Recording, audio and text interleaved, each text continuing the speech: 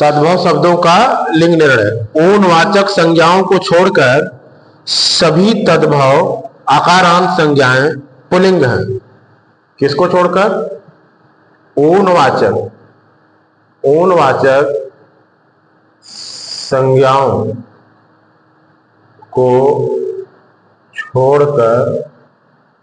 ऊनवाचक संज्ञाओं को छोड़कर सभी तद्भव आकारांत संज्ञाएं पुल्लिंग हैं। सभी तद्भव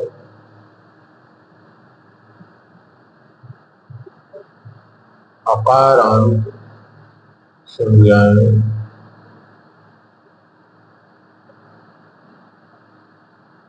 पुल्लिंग हैं।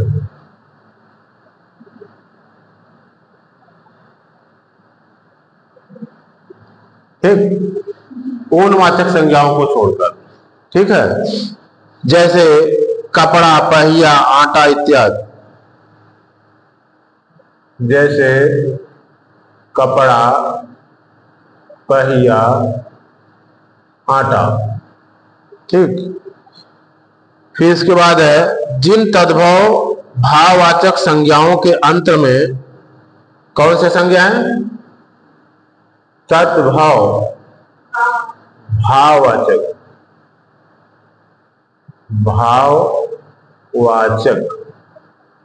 तद्भव भाववाचक संज्ञाओं के अंत में ना, आव, पन, वा, पा। ना, आव, पन, वा, पा। क्या ये शब्द आए?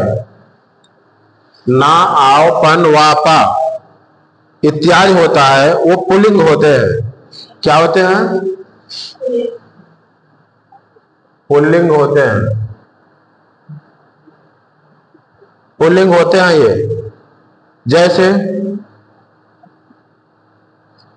जैसे गाना, चढ़ाव, बुढ़ापा। गाना, चढ़ाव, बुढ़ापा।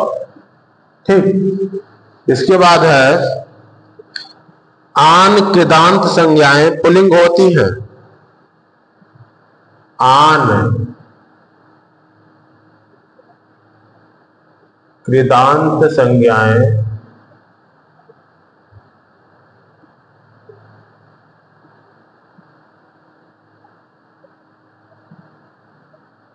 पुल्लिंग होती हैं। कौन सी संज्ञा है? आन कृदांत। जैसे लगान, पठान, खान, पान। जैसे लगान, खान, पान, जिसमें भी आन होता है।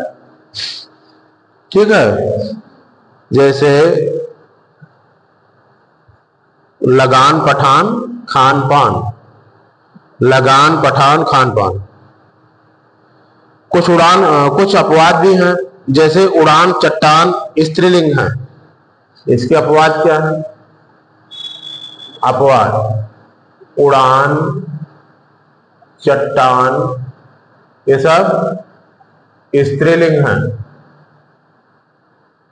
ठीक है, ये सब स्त्रीलिंग हैं। इसके बाद है अर्थ के अनुसार लिंग निर्णय। अर्थ के अनुसार लिंग निर्णय।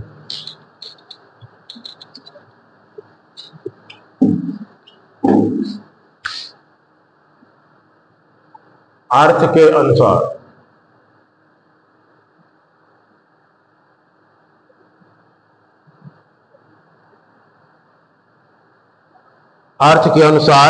लिंग निर्णय।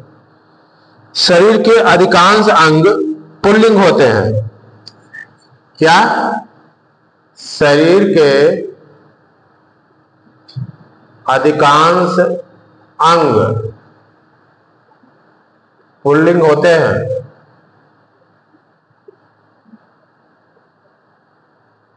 ठीक है, शरीर के अधिकांश अंग जो होते हैं वो पुल्लिंग होते हैं, किंतु नाक, आंख, जीभ, नस, हड्डी कौन सा?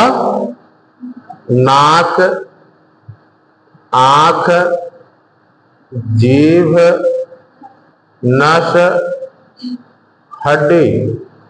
जैसे कहते नहीं, नस नस हड्डी टूट गई, नस खराब हो गई, है ना। तो और जीभ कट गई, आंख खराब हो गई, ठीक, नाक में चोट आ गया, ऐसे ही आ गई, नाक बह रही है, ऐसे सब नहीं आते। तो ये सब स्त्रीलिंग के अनुसार ही आते हैं, ये सब स्त्रीलिंग हैं। रत्नों के नाम, धातुओं के नाम, अनाजों के नाम, पेड़ों के नाम। किसका? रत्नों के नाम।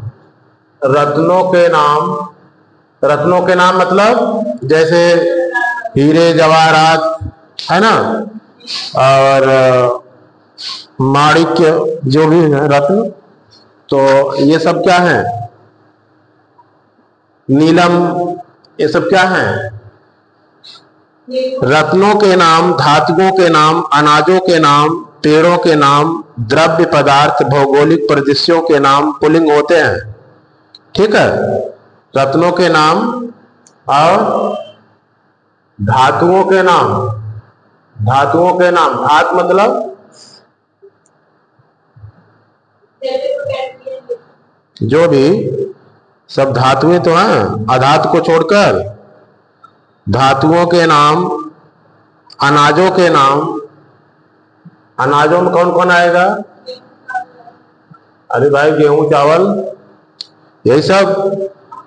पेड़ों के नाम, पेड़ों के नाम मतलब आम, महुआ, है ना। पेड़ों के नाम। द्रव्य पदार्थ, कोई वस्तु जो स्थान घेरती है वो द्रव्य है, द्रव्य पदार्थ। लेकिन हिंदी में जैसे सोना चांदी सब द्रव्य पदार्थ है ना। द्रव्य पदार्थ और क्या? ये सब क्या है? द्रव्य पदार्थ। भौगोलिक परिदृश्य, भौगोलिक, भौगोलिक परिदृश्य, ये सब क्या है? पुल्लिंग है। ठीक, ये सब पुल्लिंग होते हैं। जैसे मोती, हीरा, सोना, तांबा, गेहूं, चावल, पीपल, आम, पानी, तेल, देश, नगर, समुद्र, पर्वत, ये सब क्या है? पुल्लिंग है। ठीक है, जैसे मोती, हीरा, सोना, सोना, तांबा, मोती, हीरा, सोना, तांबा, मोती, हीरा, सोना, तांबा, और क्या है? गेहूं, चावल, पीपल, आम, पानी। गेहूं, चावल, गेहूं, चावल, पीपल, आम, पानी, ये सब क्या है? पुल्लिंग है। ठीक है, आम, पानी, तेल, देश, नगर, समुद्र, पर्वत। तेल, देश, नगर, समुद्र, पर्वत, ये सब क्या है? सब पुल्लिंग है ना। ये हो गया पुल्लिंग और स्त्रीलिंग का निर्धारण कैसे होगा। ठीक, इसके बाद हम पढ़ लेते हैं वचन। वचन क्या होता है? वचन, वचन मतलब वचन संज्ञा और सर्वनाम, विशेषण तथा क्रिया के जिस रूप से संख्या का बोध हो। संज्ञा, सर्वनाम, विशेषण तथा क्रिया। संज्ञा, सर्वनाम, विशेषण तथा क्रिया। क्या हुआ? संज्ञा, सर्वनाम, विशेषण तथा क्रिया के जिस रूप से संख्या का बोध हो उसे वचन कहते हैं। वचन संख्या बोधक विकारी शब्द है। अब इनमें विकार आएगा। विकार क्या आएगा? संख्या बोधक विकार आएगा। ठीक है, तो मतलब कि संज्ञा सर्वनाम इन सब के जिस रूप से संख्या का बोध हो, संख्या का बोध हो उसे वचन कहते हैं, है ना। उसी को वचन कहेंगे। जिस भी रूप से बोध हो, जो बोध होगा उसे वचन कहते हैं। वचन संख्या बोधक विकारी शब्द है। क्लियर हो गया? ठीक है, मतलब वचन क्या है? वचन संख्या बोधक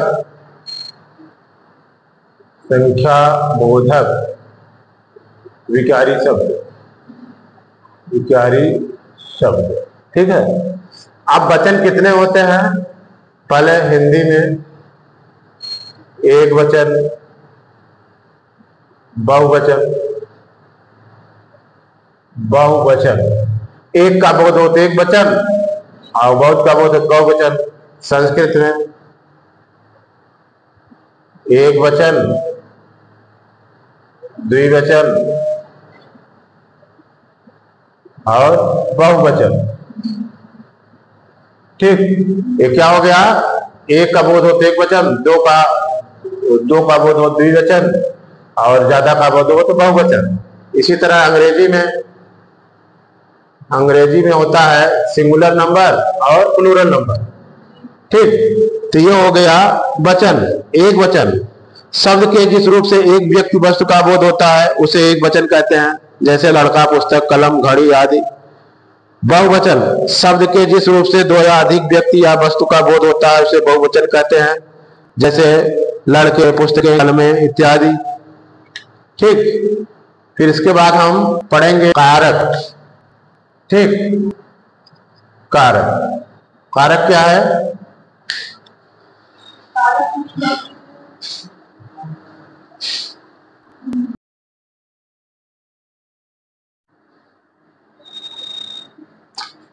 कारक संज्ञा या सर्वनाम के जिस रूप से उसका वाक्य के अन्य शब्दों के साथ संबंध सामने आता है उसे कारक कहते हैं। जैसे रमेश ने महेश को जेब से पैसे निकाल कर दिया। कहां से? जेब से पैसे निकाल कर दिया, मतलब पैसे निकाल कर दिए रमेश ने महेश को जेब से। तो यहां से को ये क्या कर रहे हैं? संबंध बता रहे हैं ना, मतलब संज्ञा सर्वनाम के कैसा संबंध अगले शब्द से है वही स्पष्ट कर रहे हैं ना। तो वही क्या हो गए? कारक। संज्ञा या सर्वनाम के बाद जो चिन्ह आता है उसे विभक्ति या परसर्ग कहते हैं। ये जो भी चिन्ह आते हैं उसे विभक्ति या परसर्ग कहते हैं। ठीक, विभक्त के से बने शब्द को विभक्त्यंत या पद कहते हैं। हिंदी में कारक के 8 भेद होते हैं। कितने भेद होते हैं? 8 भेद। ठीक, वो कौन कौन से हैं? कर्ता, कर्म, करण। कर्ता, कर्म, करण। संप्रदान, अपादान। संप्रदान,